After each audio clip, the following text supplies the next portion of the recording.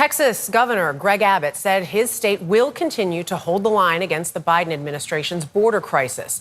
Almost all of the Republican governors are rallying behind Abbott in his border showdown. 25 Republican governors signed a letter supporting Abbott and affirming that the state has the constitutional right to defend itself, including adding more razor wire along the Rio Grande to secure the border. CBS News immigration reporter Camilo Montoya Galvez is in Eagle Pass, Texas. Camilo, good morning.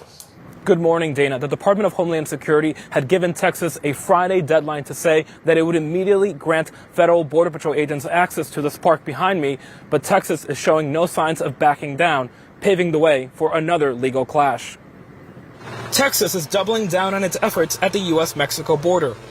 The state is defying federal demands to allow Border Patrol into a public park in Eagle Pass. National Guard soldiers are fortifying the park with armed vehicles, fencing, and razor wire.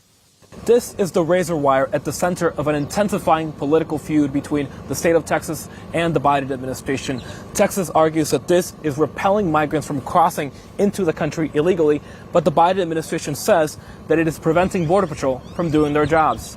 While the wire has forced some migrants to return to Mexico, others like Rosa Lara and her 4-year-old son, Tiago, still managed to find a way into the U.S. after crossing the Rio Grande. ¿Cómo fue esa experiencia? How was that experience? Sí, es un poco difícil. It was difficult. ¿Y por qué? Why? ¿Tenías miedo? Were you scared? Sí, miedo. Miedo. ¿Por qué? Why? Porque el río estaba hondo. The river was deep. ¿Y tenías miedo que de pronto te podías ahogar? You were scared you could drown? Sí, ahogar, y más que todo el niño. Especially the kid. You were scared that he could drown. While the White House has called Texas's actions inhumane, some local leaders support them. Governor Abbott is doing what the federal government should have done a long time ago. I'm not saying about the razor wire, and I'm not saying but about curtailing the influx of migrants into the United States.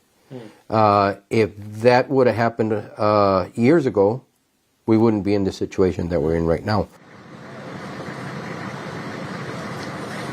Government data released on Friday confirmed that officials here along the U.S.-Mexico border processed more than 300,000 migrants in December, a record high. While border officials have seen a dramatic drop in illegal crossings since then, they are bracing for another crisis. Michelle?